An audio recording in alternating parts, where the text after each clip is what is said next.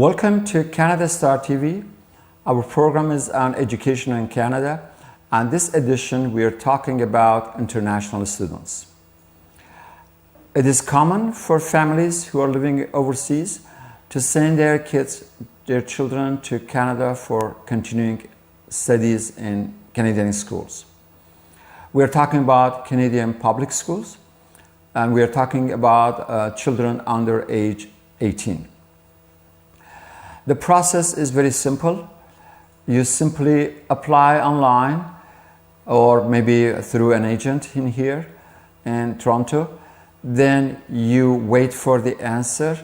After you receive the preliminary permit for your child to study here, then you submit a birth certificate of your kid, a 2-year transcript before the application, and a passport, a copy of the passport of the student.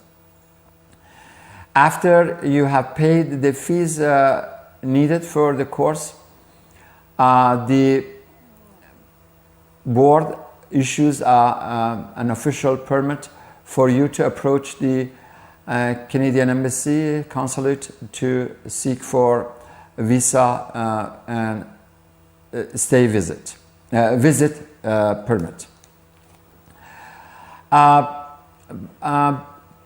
Based on what we see in the documents of the board, you will be designating a homestay, a person with whom your child is living, a relative, a friend, a comfortable place where your child has the peace of mind to continue studies.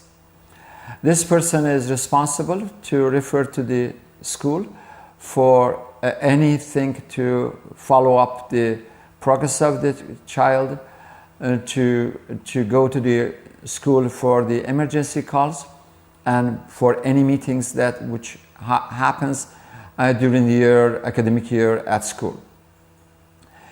Whatever the mechanism is, whoever the homestay person is, you have to make sure that you are making the right choice.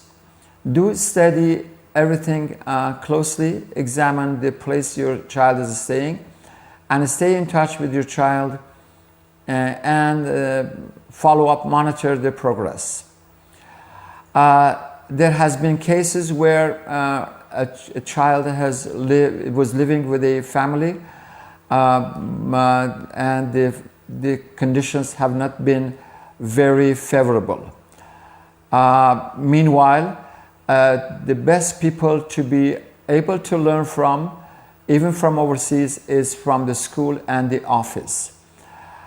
Your name should be in the office records for the school to be responding to your calls, to be answering your questions.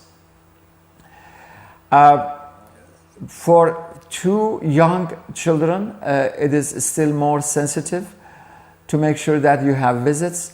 Most of them feel homesick in the beginning of the year.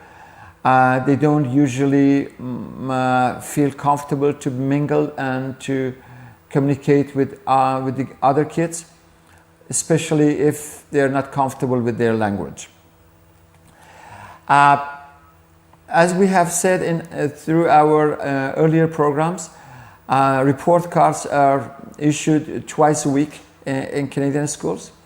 Make sure that you receive the report cards regularly, and do look at them carefully and study the comments that the child's teacher is putting there for you to give information on the conditions of your child.